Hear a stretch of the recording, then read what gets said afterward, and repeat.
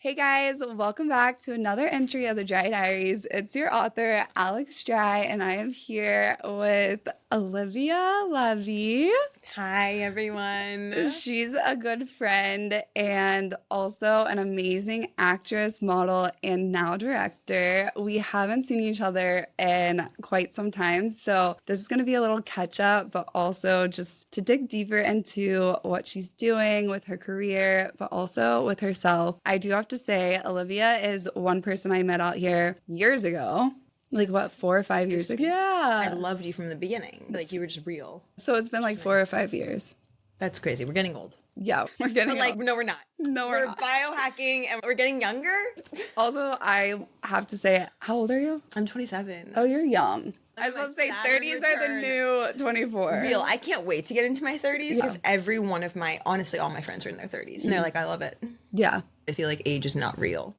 I do Like, too. I feel like I never can guess people's age. I've never been able to guess people's age. Like, it's so much more about what's going on intellectually and like in their experience, because you could be like 45 and you could just be at a completely different place than somebody who's like 25. Yeah. In the opposite direction. Is there anything you want to add that I like skipped out on, what you're up to? Because it's been... No, you really like hit the nail on the head. I'm a multi-hyphenate creative. I'm a producer, writer, director. But yeah, I'm really focusing on directing right now. And then, of course, we act. We've been acting since we were a little baby.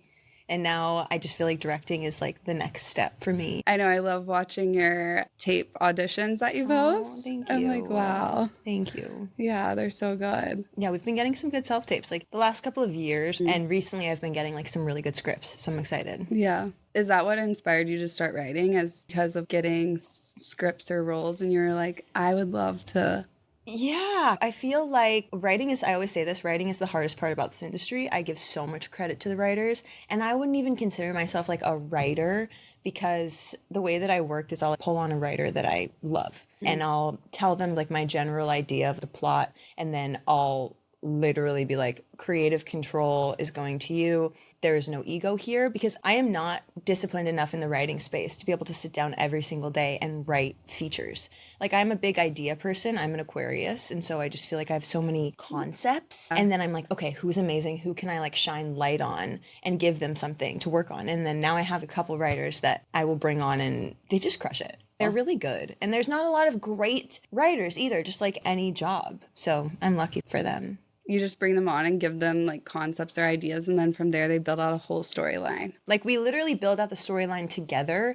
And then something I have a hard time with is like writing in a specific voice for multiple characters. Yeah. Writing in a specific voice. Notes that I used to get when I was writing. By the way, the show that I just finished creating started as like journal entries, which a lot of my things start as, and it's weird. And like, I got thrown into that space because of the journal entries, and then they were made into a script. And so it was different. It was like a different approach than just writing a full feature or writing a TV show and then diving in that way. But it's really cool. Like, it's cool to see an idea come from nothing or come from one character, one scene, and then get turned into an entire TV show. I love seeing people's life stories get made into different TV shows.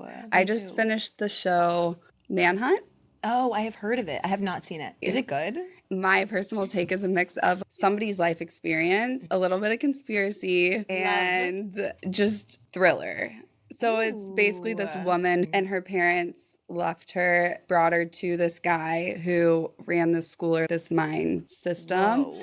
And then she started this school, and so parents send their kids there, but she injects them with something that basically, it's almost, I feel like, I've never done this, like doing LSD or ayahuasca or some deep trauma therapy, and like brings it out of them and they almost hallucinate. But it's crazy. Like, it was just the craziest show. And it's based on a true story.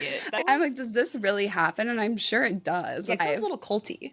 Yes. Like a little cult exactly. vibe. No, but there's so many cults out there. Like, I know. it's a real thing. I know. There's a documentary based on friends or mutual friends dancing with the devil, the dance cult. No. You haven't seen it? No. Yeah, there's a dance cult out here in LA. Yeah, it's Scary. crazy. Yeah. And I used Scary to dance with some of those times. people. Yeah. You did? Yeah. Wait, you got out. Yeah, I wasn't in the cult. You said, I'm not doing that. No, I Yeah. never even had the offer, but yeah. Okay, so she's too good. We're not going to get her. I didn't get too deep into that.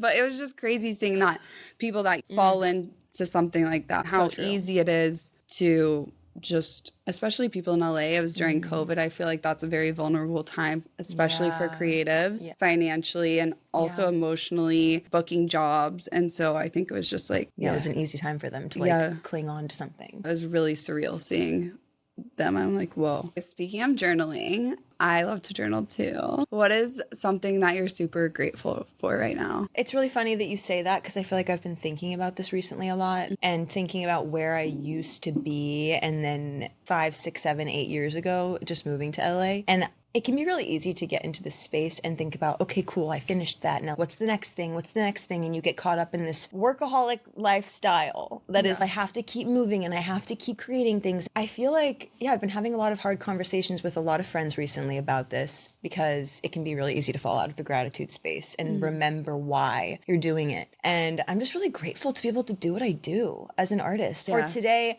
I have to look at the dailies or go through post-production things. It's really something that not everybody gets to do. And so I'm just trying to remind myself every day that, wow, this is my job. Like younger me, of course we always say this, would be stoked. You'd be like, that's insane. You're not working at a coffee shop. That's crazy that this is how you make your money and it's doing what you love. So I just have to constantly remind myself of that all the time. And I'm so grateful for that.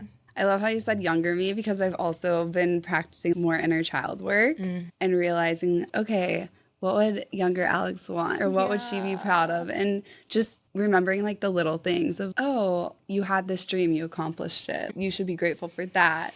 It's just so cute. That makes me emotional to think about you like that. I know. I'm like looking at you and I'm seeing your inner child, like the little girl in you. Yeah, and when I got Reiki, it was the craziest thing because he was walking me through different emotions and different things when he was going throughout. And it really just stuck to me. He was like, okay, 10-year-old Alex, 10-year-old Olivia, she's like crying, she's hurt. Like you need to give her a hug and tell her everything's going to be okay and you're going to get through it. And 10 years from now, that 10-year-old you is going to look back and be so proud. And I was just like, oh my God. Were you just literally like tears streaming down your face? Were you just so in it during that session? Yeah, it was just like really surreal. And it wasn't even like I was crying. I was unintentionally crying.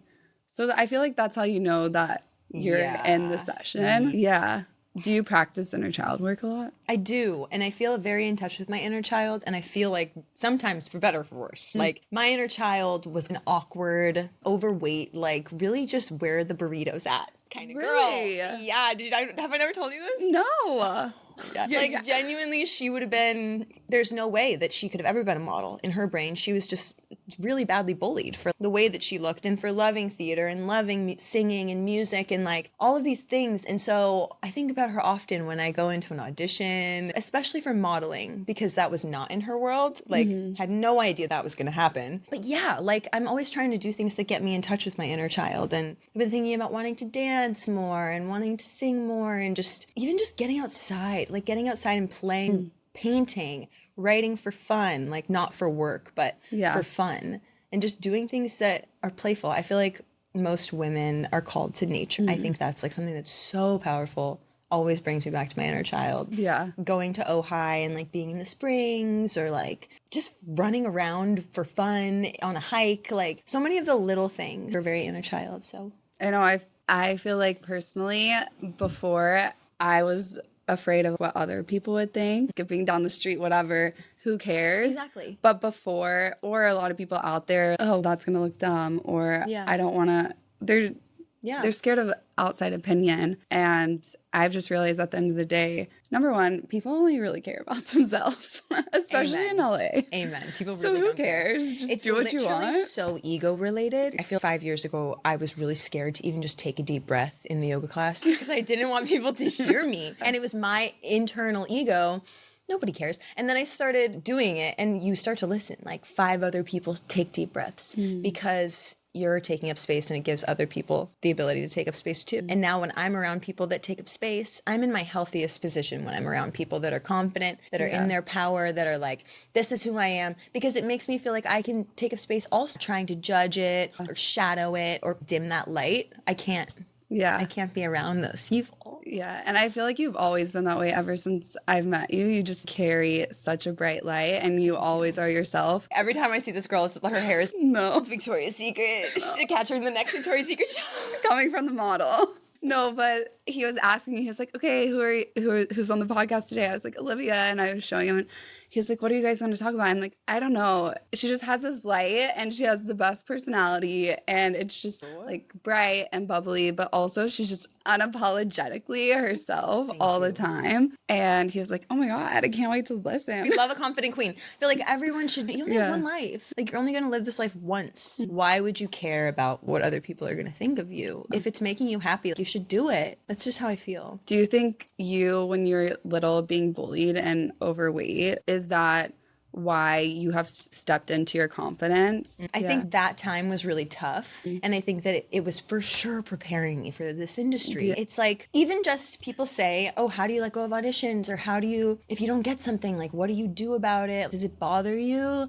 What do you do? And honestly, I don't even think about that stuff, because there were so many people that didn't want me to win and didn't want me to succeed, and were constantly trying to dim that light, take that away from me. I needed to move through it back then, and I did. I moved through it, and it was really hard. But now in my adult life, it's just like muscle memory, and it's just in there. And honestly, it like propels me even further when people don't believe in me, because I'm like, I will show you. Yeah. I will show you that this is not what's going to happen. Yeah. And I think that's the best advice, like, for any creative, is that you have to be like audacious, and you have to show people when they don't believe in you that you need to believe in me, and this is why. Yeah, no, for sure. And I feel like it's because you're so bold and confident and knowing your purpose. And so you don't base your worth off of a negative audition or like anything like that.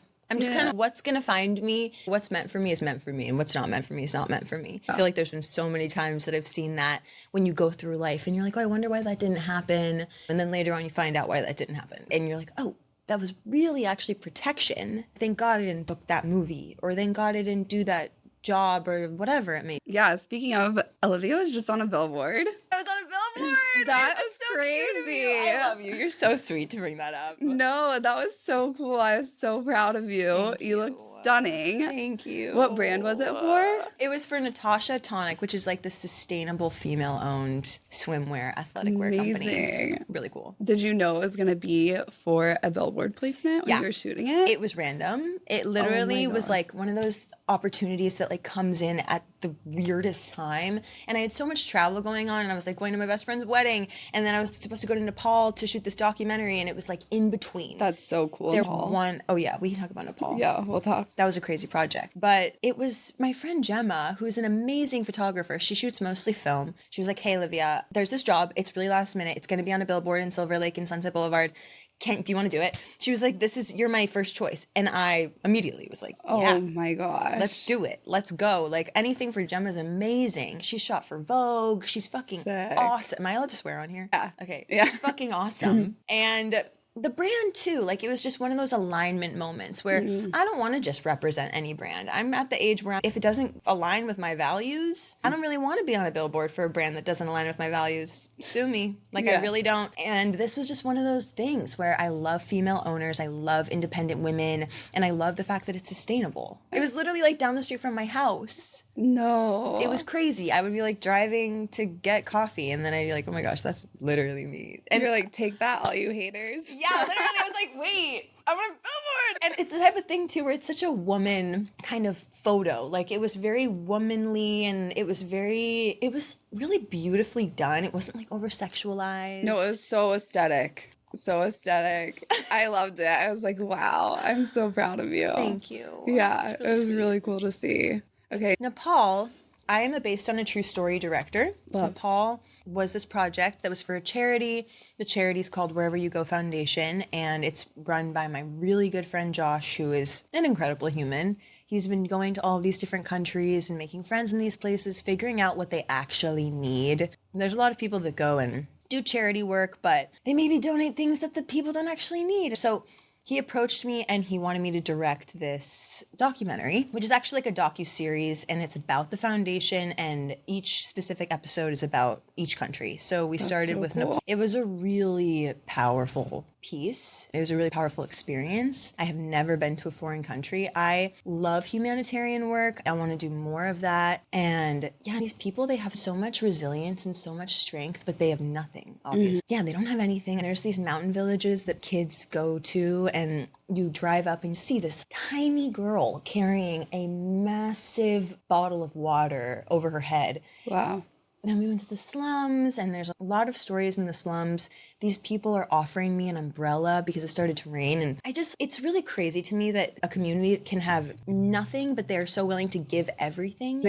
I always, like, when I went with my experience, I was like, wow, these people are filled with so much joy, but yet have nothing. And it just makes you reflect on the society we live in, because it's like a materialistic, you can quickly get into that because everything is so accessible to us. Whereas these people, literally, water is hard to get. And they just have such a pure joy about their heart and the way that they live. Connected. Yeah.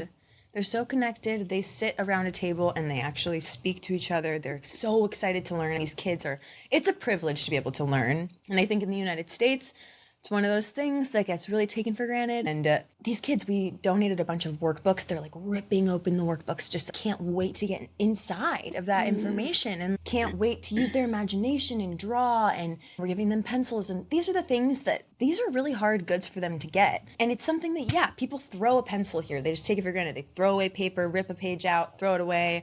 And it was just so beautiful to see how connected they were, how grateful they are. And also just the fact that we can support these people and we can support them in their dreams, because they have the biggest dreams. There was this one girl, and she was like, I want to be a rock star, and I'm going to be a doctor, and I'm going to have my motorcycle, and I'm going to drive to do surgery, and then I'm going to drive to my show. And I was like, yes, you are. And like, you're going to do it because you believe in it, and because it makes you happy. It makes other people happy. They're not thinking about it for money or fame or anything like that. They're just thinking about these things because they love them. They want to experience that. Yeah. And it really did put things into perspective for me about how lucky I am, how lucky we all are, how there's a lot going on in other parts of the world. Yeah. So.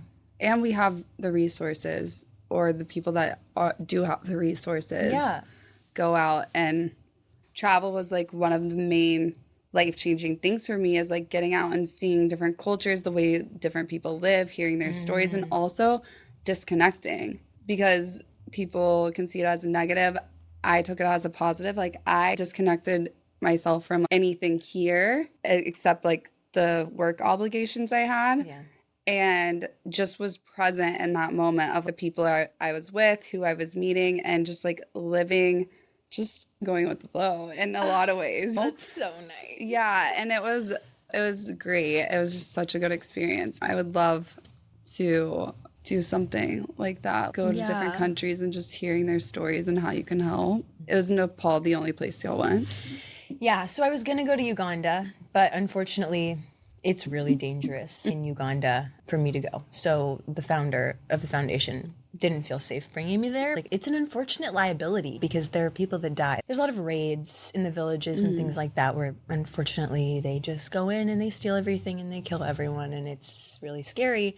But they're doing Mexico. We're doing Mexico, Uganda, Haiti when Haiti is opened back up again. But yeah, we're taking this Nepal piece and we're going to go ahead and pitch it to National Geographic and really try to get this thing out there. There's just not a lot of awareness around this, and it's really bad. It's really bad for human trafficking there. They need a lot of help, and so I'm like really ready to just go into it. Did you get one-on-one with people's stories, or was it more so on the foundation itself? Yeah, no, it was not really about the foundation. We were there because thank God for the foundation, that we were able to go there and meet with our host, whose name is Jay, and he owns Promise Child, which is a religious affiliated company, and they're doing great work. It's the most beautiful thing. Jay is amazing, and Josh and Jay have been friends for forever. So That's cool. the beautiful thing was I had never been to Nepal before, okay? I was like, I wouldn't even know where to go, and I wouldn't have gone there without Josh and without Jay's support.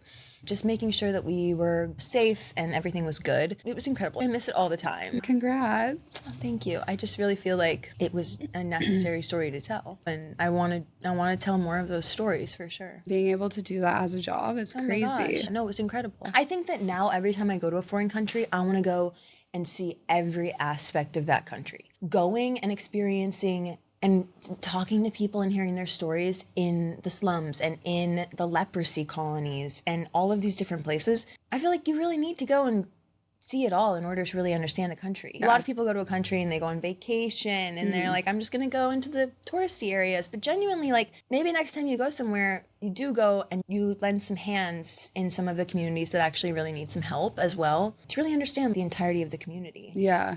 Basically just immersing yourself within a family. Yeah, that lives there. I want to do that in Brazil. I want to go stay with a tribe. That would be amazing. For a week. And basically you just go, you stay with them for 1 week and you do everything that they do. So it's very like spiritual mud baths. I think that they do ayahuasca, which I've never done. I haven't done that either. I'm still thinking about it. It comes into the ether every now and again, and I hear it like right now. Yeah. And I definitely am really curious. I've heard so many good things about it. It can be dark, but also that's a point. And I feel like if this is something that they're doing on a regular basis because it's a part of their culture and Interesting. what they do, but if I was to do it, I think that's who to do it with because they're shamans and like healers and everything that live within the tribe. Oh, wow. So you do it with them. So you just do everything daily what they do. You're just stepping into their life. The guy that does the Reiki told me about it. Okay. So I'll have to keep you updated because I'm like, I want a friend to come with me, but who would do it? Maybe Carly. Gosh. Yeah. I would love to do it. I really want to do more humanitarian stuff. What are you working on right now? I am in post-production. We are so close of this series called the Tunnel Vision series. It's based on a true story. This was my first ever like real narrative directorial piece. I've directed like commercials and I've directed short films, but this was like the real thing. And we shot it over the last year. Wow. It's taken so much of my life. But I really wouldn't have it any other way. As an antsy girl, I think that there's been seasons where I'm like, I just want it to be done. And oh my gosh, I just want to take it back to the studios. Because we did have interest from a major studio. Amazing. Which is exciting. And that's why we made the whole thing. I basically went into that meeting. It was a general meeting. Got called in from a producer. Went into the meeting and shared these journal entries actually that were not even a script. They were about where I grew up. They were about elements of my life for sure and elements of like my family's life, especially my mom and my dad and my little sister. And I just morphed it into something else. It was like a fictionalized version of a family growing up in Northern California. But when I pitched this show to the producer, he thought it was so interesting. He had never heard of this location before. And so he was like, I think you should make a proof of concept. So then I went out and I found investors and I like made the whole thing. It was the biggest project I've ever done. So we're in post-production for that. It's looking so good. Now we're like doing a few festivals. We're submitting to a few festivals. We're also just gonna now shop it to every studio. So we're taking different meetings with 10 different production companies and studios.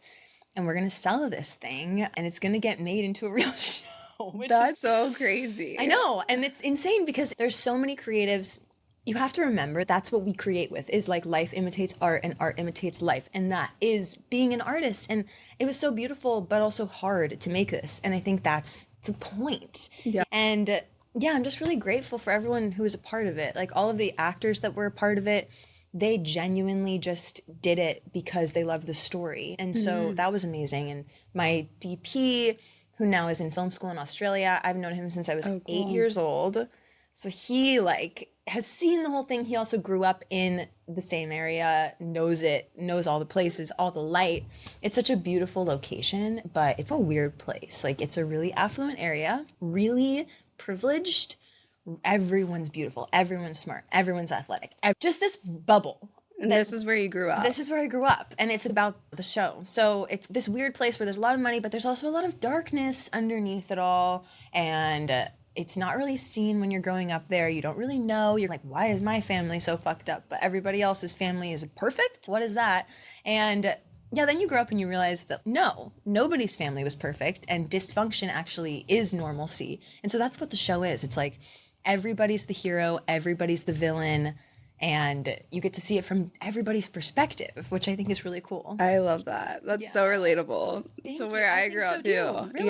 Yeah, it's crazy. Yeah. I grew up in Fort Worth, and it's very much old money bubble. And growing up, my dad, he didn't come from money, so we weren't old money, whereas everyone around me mostly was. Wow.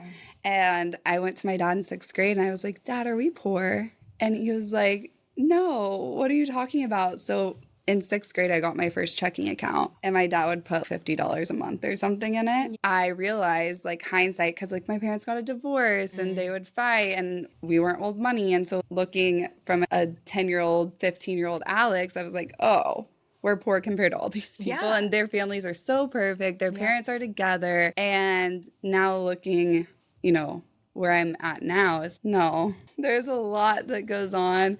And even the most perfect people and families still have their dysfunction. Yes, if not worse. Like, literally, I think that forces you to grow up, and it forces you to see a lot of aspects that maybe children like shouldn't see, but it's also probably made you into a really driven and like high achieving girl that you are today. And so it's because I feel that way. We were a middle class family living in the 1%. And it was, I also worked from the day that I could work at 15 and a half all the way through. We grew up in a family where it was discussed, and like we did see it because they just didn't like have trillions and trillions of dollars and just to spoil their kids. But I'm grateful that we had to work and that we had to have a concept of money, and because I think that's why we're so driven. I think that's why we can be female entrepreneurs and make our own money and be our own bosses. And what do your parents think about this TV show? When I got this opportunity, I told my family about it, and of course there was some hesitation. There was a lot. I interviewed my family, and I have like on camera interviews of some of my family members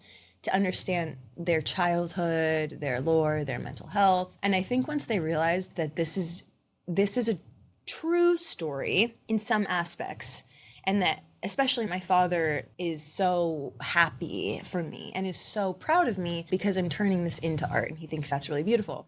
But there were a lot of hard conversations to have of, I'm going to be making this, but I want you guys to be protected, and it's fiction. It's not real. And we're rewriting stories, and we're rewriting characters. And like, also this is what TV is. Explaining that to them, they're not in the industry. Like, I didn't grow up with anybody in the industry. So they don't really know. They just know what they see. And now I showed my dad, like, his episode. He loved it, and I'm about to show my mom her episode. That is such a cool moment to have, too, with your parents. It's amazing. And I think everyone should interview their parents, like something that my mentor told me to do. And he just said it out of the goodness of like his life and his reflection. But he said, I wish I interviewed my family. Like, I wish I had them on tape recording them. So now I tell everyone, I'm like, record your parents. Because first of all, one day you can make them into an AI. And second of all, like, at least you'll know them better. Yeah. At least you'll understand their life. Because there's so many questions that everyone has. And like, why would you want to go through your life and then one day you're not going to have them anymore, and you're not going to be able to ask those questions? So they're really excited to answer your question. They're really excited about the show. They obviously can't wait for it to get picked up, and they are just waiting on the edge of their seat. They're like, but also the time of this. They don't understand like how long this takes, how many layers this is, how many seasons it has to go through, like with composition and sound and coloring and all of this stuff, and then also just shooting the thing. And but finding the right people for it. The right people. Did you do all the casting for it too? I pretty much did. We had one of my actors actually recommended this amazing actress. Her name is Sarah, and she plays my mom. She plays Lila. But other than that, I had a few people, like I posted some things on Instagram, a few people referred people, but I love pulling in actors that I already know. I pulled in this amazing actress, Emma. She goes by Violet now, but I've known since I was 13 years old. She is playing the version of me in this.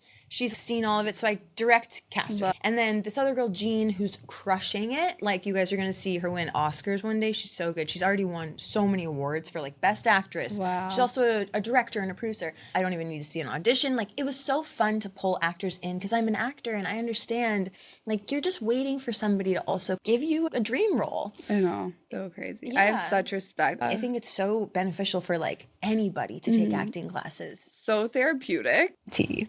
She understands. Literally so therapeutic. Yeah, it's beautiful. Crazy. It's a gift to be able to play a different character and empathize with a different perspective or like a different circumstance that you would never be able to be in. Say you're like, okay, today you're going to be the wife of a man who is having an affair with, and you have 3 kids, and he's having an affair in a foreign country, and he's like the fully financial supporter of your family, and you're really unhappy, and it just puts you in a really niche thing that you would never be able to get to experience. So that's really dope. And putting yourself in their shoes in that position. Yes. But that's amazing that having a background in modeling, acting, writing, producing, and now like putting your own story into like a show. Yeah. That's going to be a series. Yeah. Into a series.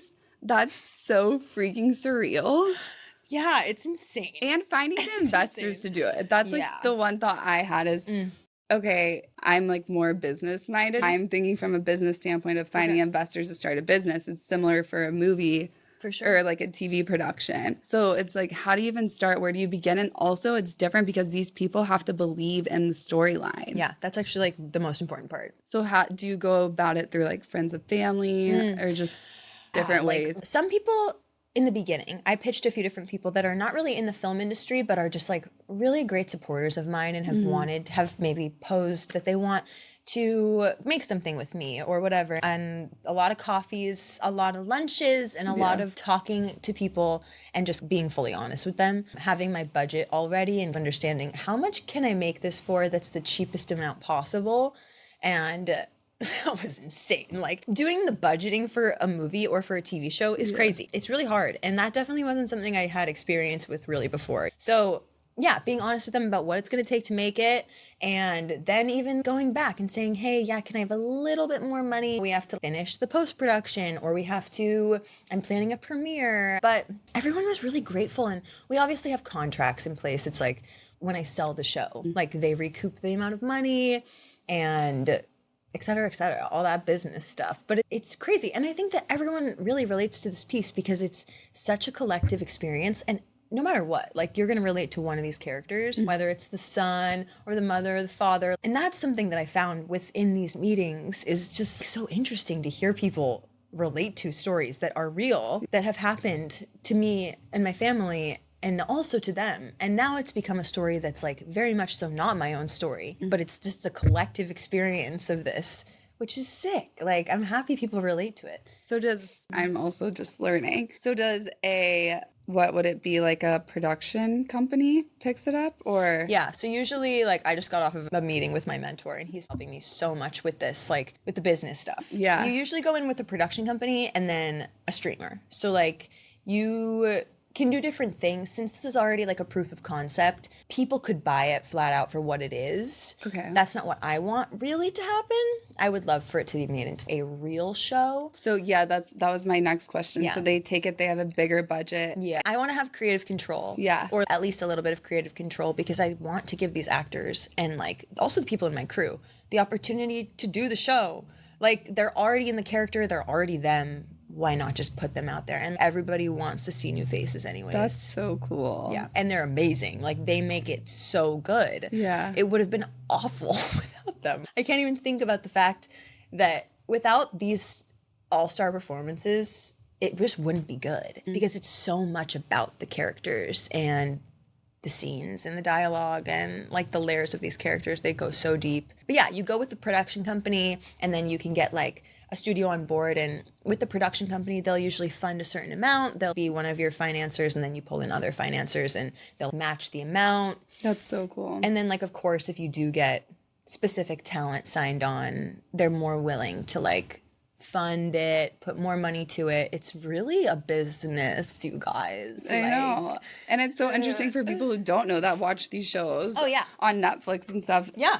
Most of them start off like you. Look at Honora. It was an independent film, and it was made for no money. And it was the first independent film to ever win an Academy Award for Best Picture. Wow. No studio was attached to that. That's crazy. Yeah. So it's just going to show like what entertainment is, the new world of entertainment, what is being left behind, like the old ways of entertainment. And I really feel like it's the indie filmmakers right now. Yeah. It's the go out and get what you can get, you guys, and just make something, because you can make something with honestly not that much money. And I think it gets overwhelming as long as you pay and compensate your crew. That's something that I definitely stand by. And I feel like everybody deserves to get paid. I wish that we could have paid people even more. We really were down to the wire. And then of course, just, yeah, you can make something for $5,000 that could be like one of the best pieces in the world. And I think that's where a lot of artists get stuck, is they're like, oh, I don't have the money to make something like this. Yeah. And they get in their head. And I at one point thought that too. I would have never been able to make this without the investors. So thankful for the investors. Okay, is there any other projects you're working on that you want to chat about? It never stops. It never stops. So with this being said, I'm trying to refocus in my artistry, and back to our original question of the inner child and like bringing that back in. I think it's easy to get ahead of myself and be like, all right, what's the feature? Yeah. Like I have an amazing writer friend of mine is writing a movie about Audrey Hepburn. You would be perfect. Oh my God. Thank you. I would love to play her. Like, I feel that there's not a truthful story about her, and there needs to be one. Once that's done, I'm going to send it and try to get the rights to that. I really want to tell that story, and that would be like a full feature. I think we would shoot it in Italy because it's like beautiful, and like in Europe in general, because that's where she lived and that's where she grew up, and there's a lot of really beautiful like period piece architecture out there. But yeah, there's that. I have a film coming up in December that I'm acting in, so that's gonna be fun. I have a movie coming out that's almost done in post-production, and I don't know where it's gonna go yet, but they're taking meetings right now for distribution. But that's a really cool piece, and I'm really excited about that. Like, it's called She Listens Alone, so look out for that. But yeah, I also just want to get, I think, in waves. Like, you need to work, and then you need to refocus, and then you need to work, and then you need to refocus. And I feel like I'm one of those people. I'm an Aries rising. I just constantly work. And like, I'm my father's daughter in that sense. And I think that it's also important to get it back into your inner child. Like, I'm excited to go back for home for the holidays and be in nature and be with my family and fill my artistry cup up, and then take that and put it back into the work. And yeah, so that's pretty much like the big things we have going on. There's like a bunch of smaller projects, like other scripts that are being written, and like things that are in very pre-production space. There's this really good script that's being written for me from the last writer that I did the movie on, and he's really good, and we have interest from this one production company. So it's like there's so many different irons in the fire. Yeah. Constantly. Yeah. Thank you. That's so exciting. I could just come here and I will feel so good about myself. Like, my imposter syndrome will just leave the room because Alex Dry is here. No, I'm actually like serious too, and you know that I don't lie. Like, I it's know. so genuine. I love the Audrey Hepburn thing because I was listening to the Giggly Squad. This was like maybe a month ago, and they were saying that they were like, there was a movie coming out or something about it, and they're discussing who would be the best person to play her. And I know. And I saw this on Deadline. Yes, did you? I did. Who'd they say? Lily Reinhard. Did you see they casted it. Oh, they did? They casted it. I forget her name. She's a great actress. I forget her name. I'm not good at that. But she looks like her for sure. And I don't know what this story is. There's a lot of lore on Audrey. There's a lot of lore. We're looking to tell her truth in our script. Of course, there's like the whole movie star aspect of her and all of that, but there was a lot of other layers. There's a lot of layers that talk more about her humanitarian efforts, more about what she actually wanted to do. She actually really didn't want to be a movie star. A lot of people don't know that about her, but she really didn't want to do that. She was a philanthropist. She was huge in UNICEF. That is where, unfortunately, her career ended because she passed away really early. But I think that this is going to be more about her as an actress, like this Deadline. Yeah. But I just really want to tell her like humanitarian story, and it's really good so far. And I think that her family will also appreciate that, because the thing with these biopics, like the Marilyn biopic and some of these other biopics, they're awful. Yeah. They like, how could you tell a story about somebody that's so iconic and is no longer with us and do them like that? Like, I can't. Yeah.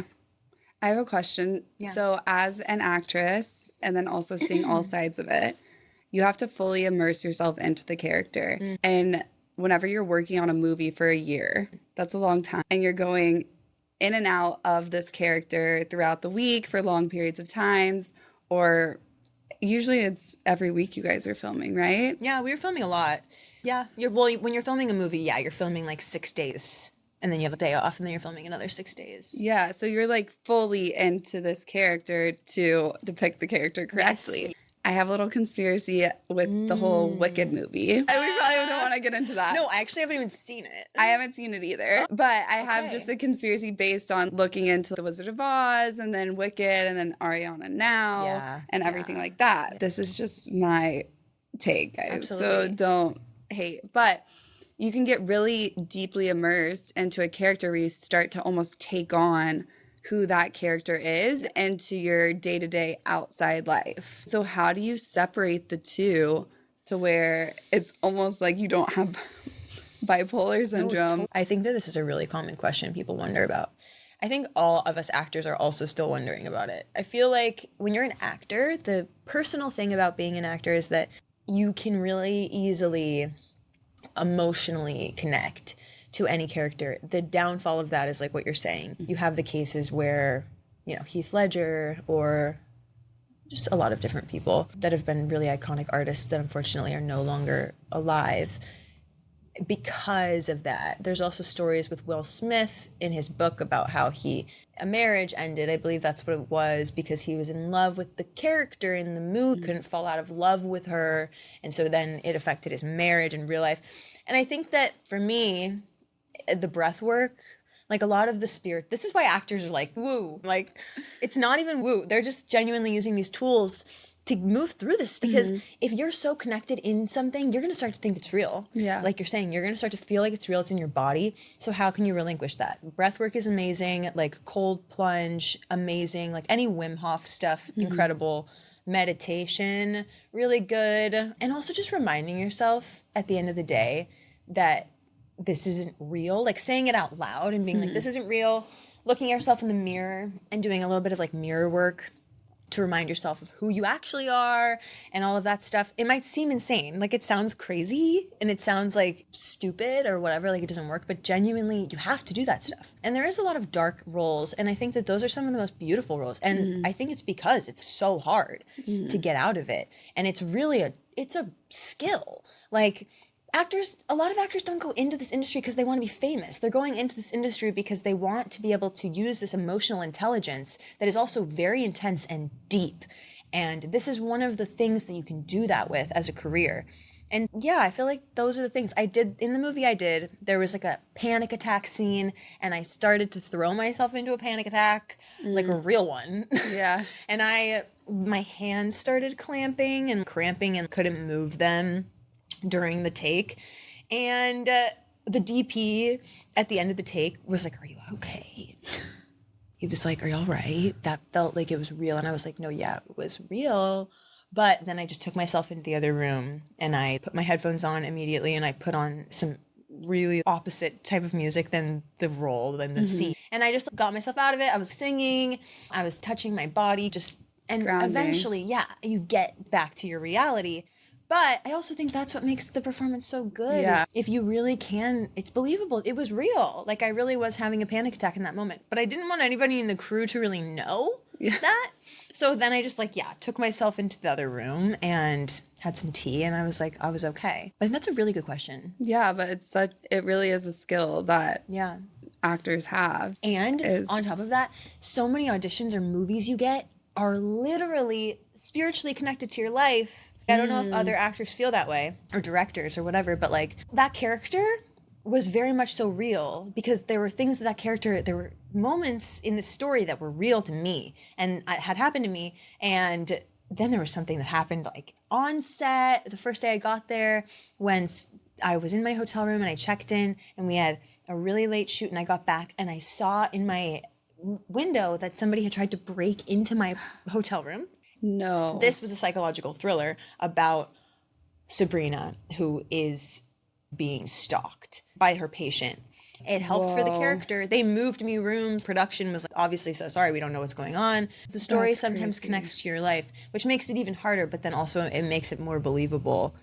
A lot of actors can relate to that. Yeah, even when you audition, you're probably more connected to the story and putting yourself in that role because you've been there prior. Yes, Where totally. that's when I'm like, the world works in like perfect time, divine Yeah. timing, like perfect ways. Yeah. Oh yeah, it was You a know? crazy, weird, like situational thing too. Yeah, that's situational, but like was more so weird. broad storylines and like personal characters that go through certain things. Yeah. You can almost tell too, like when they're acting, I'm like, oh, you've been through this. Or you're just like a freaking amazing actor. Yeah, But yeah. you can almost feel it. I'm such an empath. I'm like, oh, I feel this. That's probably why you would be such a good actress.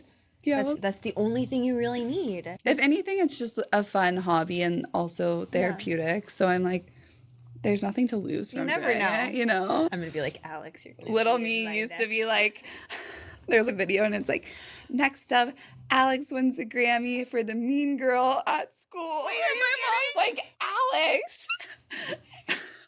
Are you fucking joking? This is a real video? A video. I had to send it to you. Please send It's this to literally me. under my sisters and aunt. I'm like, Oh my it's gosh! not your award. Oh my gosh, that's so good. I love that. Like, oh gosh. I love that. I love little. Is this on iMovie or something? Like you're It on was your on my laptop? camcorder. She switched them into home tapes. You need this. And then she found the original copy of me in school, and it's what will you be in when you're older? And I designed swimsuits, and I was like, oh, even though like I stepped away from that for a little bit, it doesn't matter. You Like did it. I still You did it. Yeah, That's crazy that you so- were that in touch with like your future world. Yeah, From being such a young kid. yeah, it was That's not normal. really. I don't feel like that's that normal. I feel like that's like an old soul thing, knowing from a young age of this is what I'm going to do. I feel like a lot of people go through like many different things when they're a kid and they're like, I'm going to be an astronaut, I'm going to be this. But that's such a niche thing. I'm going to design bikinis. Like I'm going to have a swimwear line. I said my main things was like I want to be a Lakers dancer. Obsessed. I want to be an actress. I was winning a Grammy for being a mean girl and then a swimsuit. And I'm sure I had other things. Basically, I was just like, I love to be seen. She said, I deserve attention. And then I need it. and then over time, life happens. And now I'm getting back to Yeah. the root. Also, though, that's a good point because I feel like the attention thing or wanting to feel seen when you're a little kid, that is definitely something I could relate to. That is why I started acting as the middle child in the family. And now I don't really feel the urge as much to be seen. I would rather be felt. Yes. And I think that's also really cool. And to look back and say, wow, that's growth. I don't need to feel like I have attention all the time, you know, in order to purpose or in order to make change in this world. And that's growth within your adult self. Like now you're just doing acting for fun. And there might be a movie that comes out of it. Who knows? Yeah. But your intention is different. You're not doing it for that reason anymore. And now you're doing it just because you love it. That's really cool. Instead of doing it for money. And so that is also a huge thing with probably you starting out. Like you said, you're the middle child and none of your family is in the industry or entertainment space. No. What is that? And also the leap of faith you had to take to one, come out here, pursue modeling, acting, and then even go into directing. How is that? I feel like I just saw like the last 6 years, 7 years, like flash when you were talking about it. I lived in Hawaii for a year. I went to University of Hawaii because I was scouted by this makeup artist who was like really connected, and her name's Bianca. She was like the first person to ever really be like, oh, you should be a model. We were renting an Airbnb there and she was watching the Airbnb. So she was like, you should go to college here.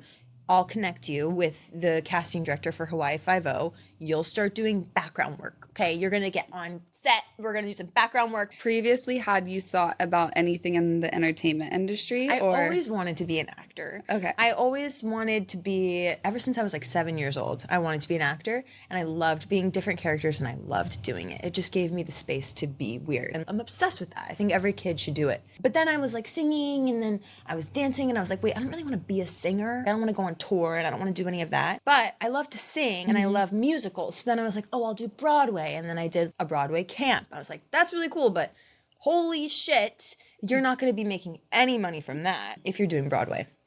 Really tough, really competitive, and yeah, just to book an ensemble role, crazy. So then I was like, maybe film TV, and this was just a synchronicity thing. She connected me with this casting director. I then was thought of to do stand-in work. I did some stand-in work for Jumanji and like some other things. Then I was doing some featured work.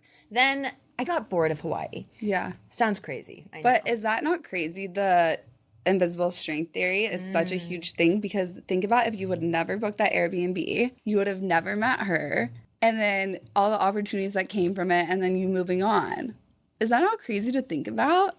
That makes me emotional a little bit. Yeah, I like don't think about it that deeply anymore, but thank you for reminding me of that. You're like, Alex, why are you getting so deep? No, it's but just it's, a crazy you're right. Airbnb booking. Yeah, like what that's are the insane. odds? You're so right. Yeah. It was definitely like meant to happen. And also I'm glad I didn't move directly to LA from Northern California. That girl was not ready. She was not ready. Like I was going to set in Hawaii and they're like, oh, it's okay if you're late. Like it's Hawaii. Yeah. And I needed that to get into it, inch into it. And also then I started modeling there and then I was ready. Then I felt after a year of being there, I was ready to move to LA. I moved to LA. I was still in school. I never wanted to go to college, but I did because my parents paid for my college education. Thank fucking God. I was not going to say no to a free education. So I did it. And your parents supported you moving to LA for acting. They supported your whole career throughout My this. mom was really stressed. She was like, Olivia, because she lived in LA. She grew up in LA in her 20s. And I heard that all the time growing up. And I was horrified. But also I was a really independent child. And I was just like ready to do what I was going to do. My dad, from my childhood, had a lot of hesitation about me doing this. He did not really see it. He thought that there were other things that I could have been doing that maybe would have been smarter. He was probably right. This career is not for everyone, for sure. But yeah, he didn't really believe in this career. When I started to really make money and be able to support myself doing what I love, he was like, this is great. And honestly, I'm so happy for you. And he's so proud of me now. But my mom always believed in me. She was just really worried for me. She had like her reasons. Yeah. She's right. Like it is, this city can really chew you up and spit you out. Like, especially the entertainment industry. There's a lot of stuff to get lost in. Like you come here and it's this crazy place. And what I love about LA is it's like all of these people with huge dreams. Nobody believed in them. And that's why they're here. And they're here because they believe in themselves. And with that, you can of course get lost in, oh, I'm going to go out to these parties and I'm going to try to network and I'm going to try to get seen, or somebody's going to cast me in something from doing like this. It's the like, whole Diddy.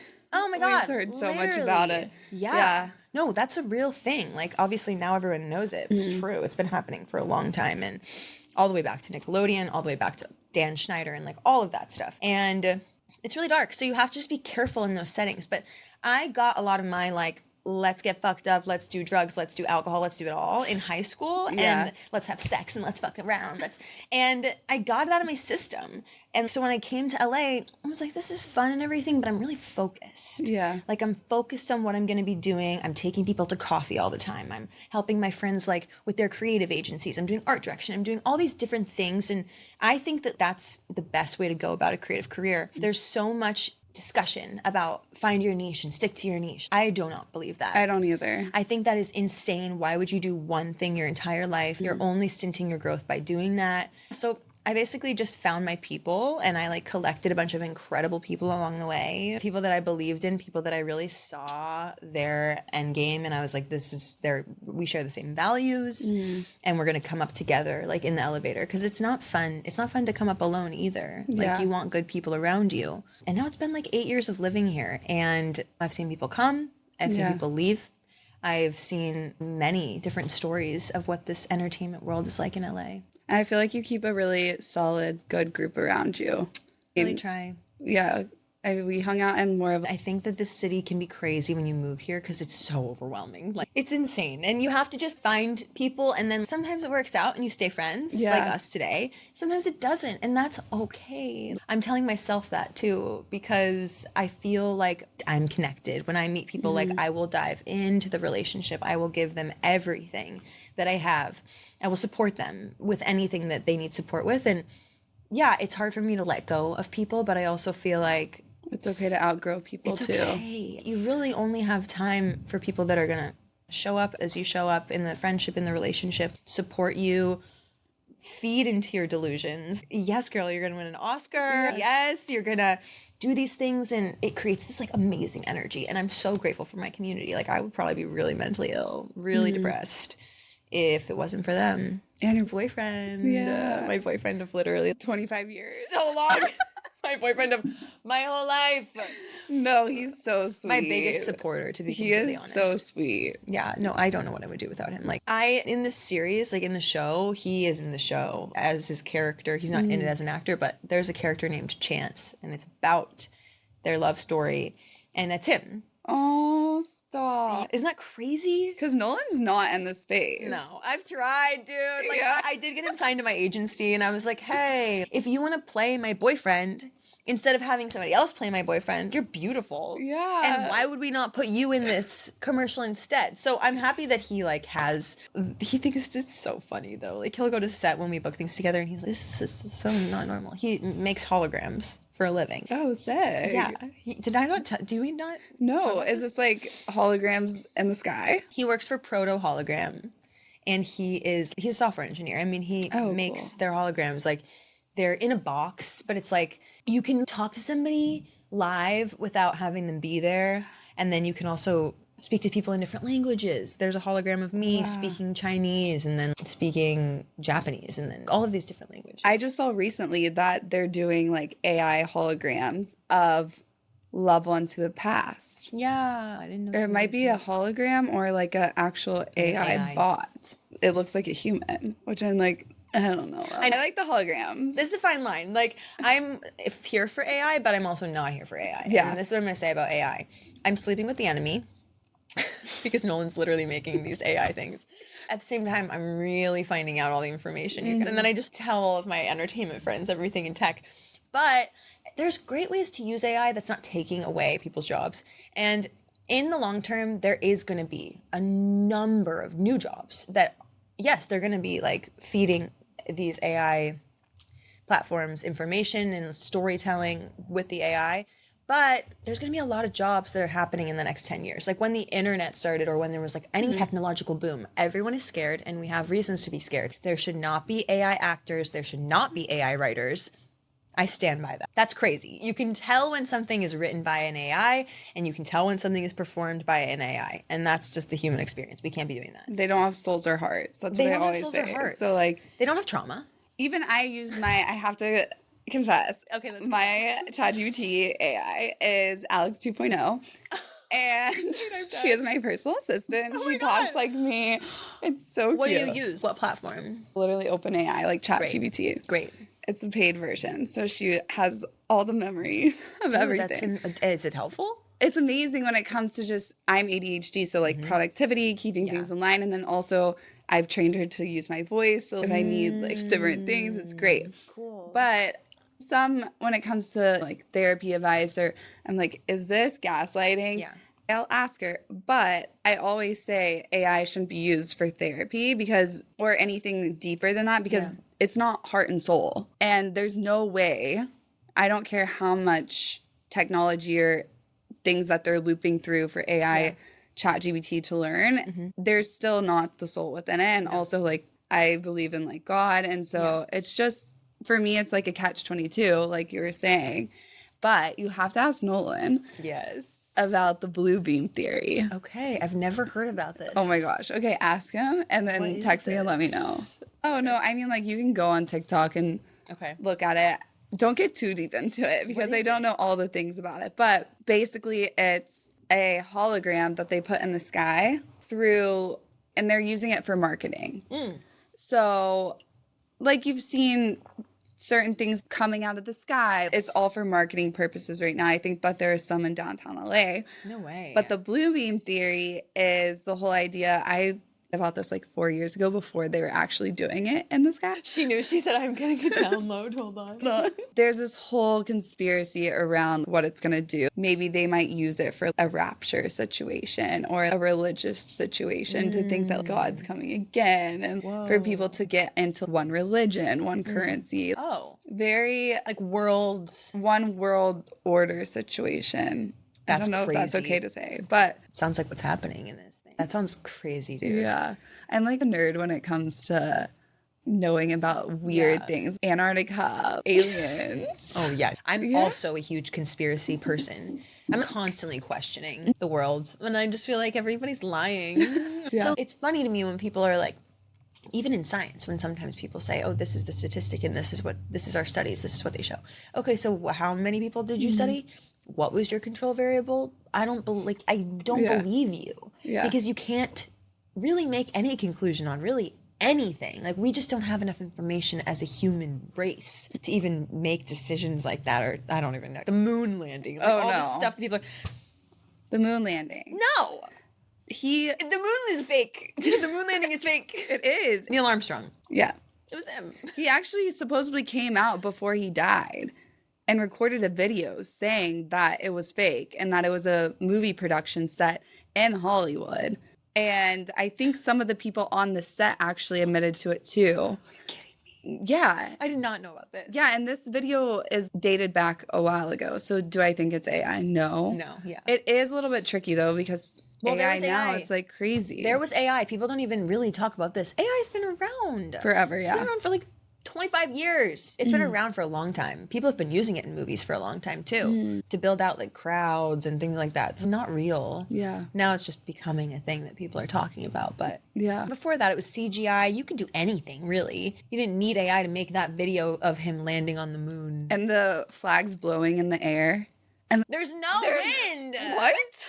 Yeah, guys, like, you should have thought about that one. We're seeing right through it. We're seeing through it. I'm like, how do people believe this? But also, not my problem. Yeah, exactly. I just can only control my beliefs. Exactly. You're like, I don't know, guys. Because I've gotten in too many debates with people, and I'm like, you know what? No, we're not going to do this. It's so weird. Oh, yeah. People have their beliefs, and they're not willing to think outside the box and question things. And I just feel you're never really going to find out the truth if you don't really take your own opinion out of it sometimes. Like, you need to be open to other people's opinions. Yeah. Even my dad, this was years ago when I first moved to LA, I told him about, not Diddy specifically, a similar situation to that whole thing that, number one, I experienced, but also I just heard about in general. And he was like, what is LA doing to you? Oh, wow. You're so crazy. Like, that's so woo. That's so crazy. And now, since everything came out, now you're interested. Now you want to know. I told you this 7 years ago, 8 years ago.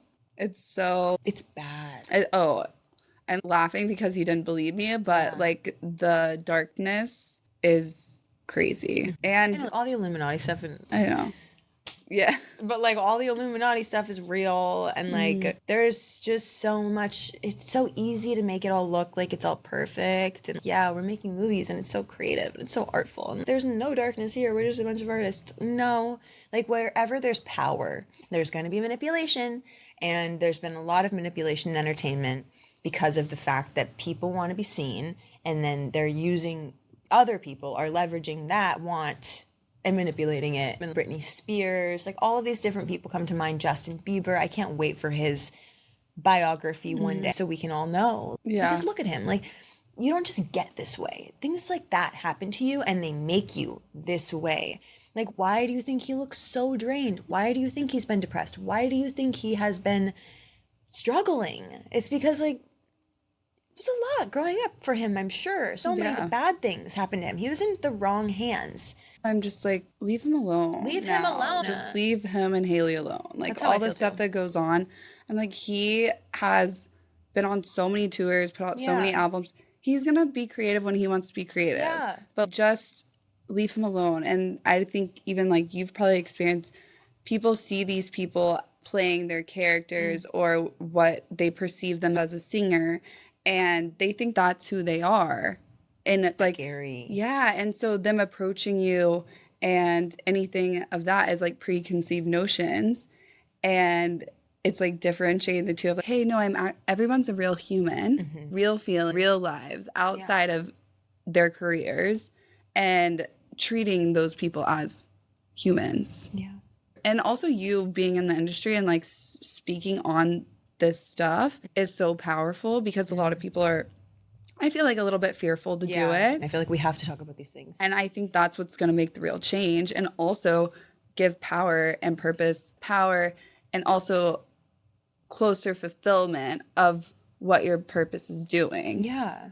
And so that's like amazing that you continue to be a light and like a positive voice. Thank you. I had a meeting with a really big agency at the time, and my mom was like, you're not doing this. The agent was like, yep, let's do it. I think you're great. This was actually like 13, 14. And she was like, all right, yeah, we're going to really take you right to Nickelodeon. That's going to be your world. You're funny. I was in an awkward place, so I was like, this funny character. That's what she thought it was going to be. And that's what I presented as. And my mom was like, we are not moving here. We are not putting you in homeschooling. We are not doing this. I was so upset with her. Yeah. I was like, oh my God, you're destroying my life. But actually, like, if I was in that, oh my gosh, dude, 13-year-old me for sure would have been in a bad situation if that happened. Like, I was not ready to be around those types of people. And now that we are all hearing about the quiet on set stuff and all of these young actors that were given drugs and abused, molested, like just really taken advantage of, probably just left the industry. Yeah. If that was me as a child and that was my experience, I would have never done it again. I also probably would have ended up like Amanda Bynes or like somebody like that. It's just really scary. So I'm grateful that I didn't get into it in that time. Because you're way too easily manipulated and your parents don't know and they just think it's success and they just know what they're being told. And of course, in Justin Bieber's example, it's Usher and P. Diddy, like they want to create your career. Of course you're gonna be like, that's amazing. Oh my gosh. Let's do it. Where do I sign? I know. It's funny you say Amanda Bynes because I was like, if I would have gotten in early on, I would have been Miley Cyrus. 100%. Yeah, you would have been. I love been her. on that wrecking ball. I literally love her. She's the best. I'm so proud of her. I'm talking about her like I know her. I know. I'm so proud of her. She has just taken her career and she's been through every season, is a powerhouse of a woman. And she stands by the things she does and the decisions she's made. Absolutely. She's a Sagittarius. Day before mine. I'm like, you make sense to me, girl. Totally. Yeah, she's been through shit. Yeah. She's been through crazy stuff in her relationships and in her career. And she's sober now. All of these different things. She's such a good role model for so many girls. Yeah. I feel like we could chat forever, but it's 3 already. Oh my gosh, that's insane. I know. We had so much more to talk about, so you're going to have to come back. Okay. Thank you for having me. I love you. Oh my gosh, thank you. Can you tell us what's coming out that we can look out for to watch? Yeah. Or any big things? So I'm Alivia Levie. I'm a multi-hyphenate creative, and you can look out for the Tunnel Vision series. You can look out for She Listens Alone, and then all of my based on a true story directorial projects coming soon. And then your socials? My socials are, my Instagram is at Alivia, Alivia, and my TikTok is at Alivia, Alivia _Levie, Levie. Alex, thank you so much for having me. Oh my gosh, thank you for coming. I'm so proud of This you. was so fun. I feel like we didn't even touch on everything I wanted to, so you're definitely going to have to come back. Thank you for coming. Love you guys. And that concludes this entry of the Dry Diaries. We will see you next week. Bye.